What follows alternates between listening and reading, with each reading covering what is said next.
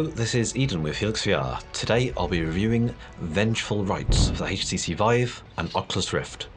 Vengeful Rites is an adventure RPG with a fantasy style. You'll be fighting goblins and similar creatures as you travel through the world. The game is developed and published by Deep Dive Interactive, a small indie team which is actually made up of just 2 people, twin brothers. The game is currently in early access, but to be fair, it already has more content than a lot of finished VR games, but more on that later. The basic concept of this game is that you'll be making your way through various areas, exploring, defeating enemies, finding items, solving the occasional puzzle, and achieving objectives. There's some light story elements to flesh out the world and guide you in the right direction. The story isn't particularly deep, but it's kept me interested so far. The world feels more detailed than quite a few games. You can move quite a lot of things, read books, and interact with objects in the world in quite a few ways, even when it's not really needed to progress. One of the main aspects of this game is the combat. You can fight in a few ways, using your sword, using your bow, or using your magic spells. First off, the swordplay. An aspect that I particularly like of this is that it's based around parrying and blocking. You can just swing repeatedly and spam attacks, but only swings which are wide and fast enough will count. On top of that, if you follow up too quickly, the damage you deal will be severely reduced. This encourages you to play more carefully, parrying enemy melee attacks and attacking back ideally. You can also enchant your sword to give it an effect which can be activated manually every couple of minutes and randomly activates by itself occasionally.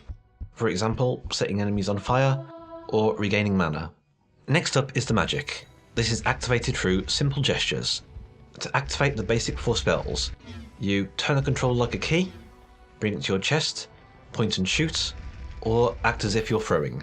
You have 4 categories of magic. There are fire, shield, healing, and telekinesis. You can learn more powerful versions as you go through the game. My personal favourite is the shield, as it combines with the sword well, and can be used to reflect arrows back to kill enemies. You are limited by mana, so you can't rain down constant fireballs on your enemies, but the amount does feel fair. I should note here that you can carry a backpack with a variety of items, including potions to help yourself keep going. Finally is the bow and arrow.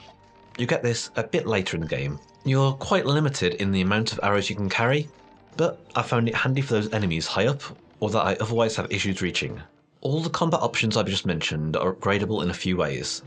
You can buy more powerful weapons, you can buy stones to enchant the swords, you can find ways to upgrade your stats, including a perk system where you can choose whether to upgrade things such as sword damage, how many arrows you carry, how quickly things recharge, and so on. You won't be able to specialise in all types of combat, so you have to choose carefully. You'll be facing a variety of enemies.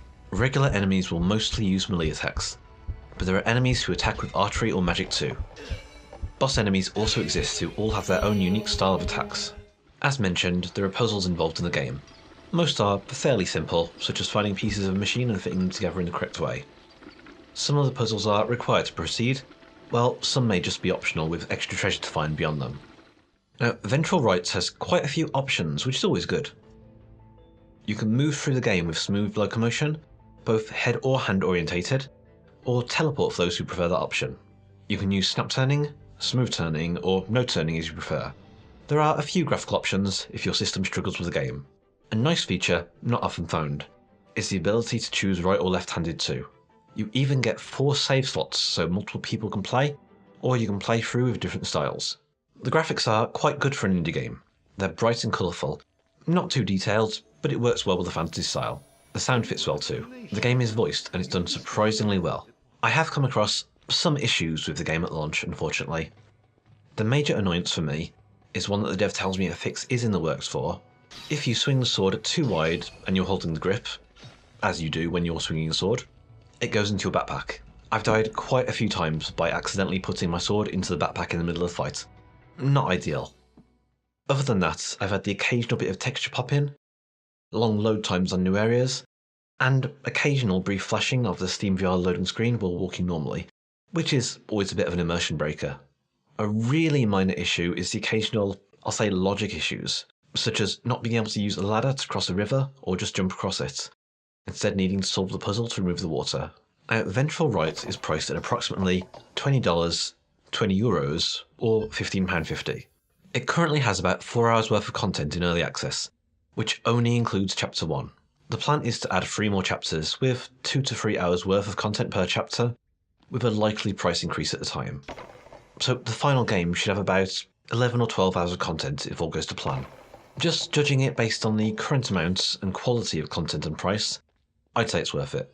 To end this review, I'm happy to recommend Vengeful Rites. While early access is always a bit of a gamble, it feels well put together and is fun.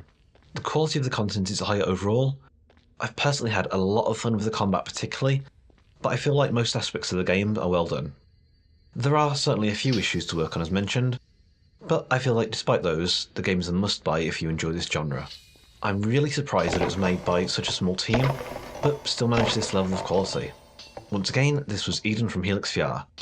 If you'd like to see more content like this, please remember to hit that alert button, like and subscribe.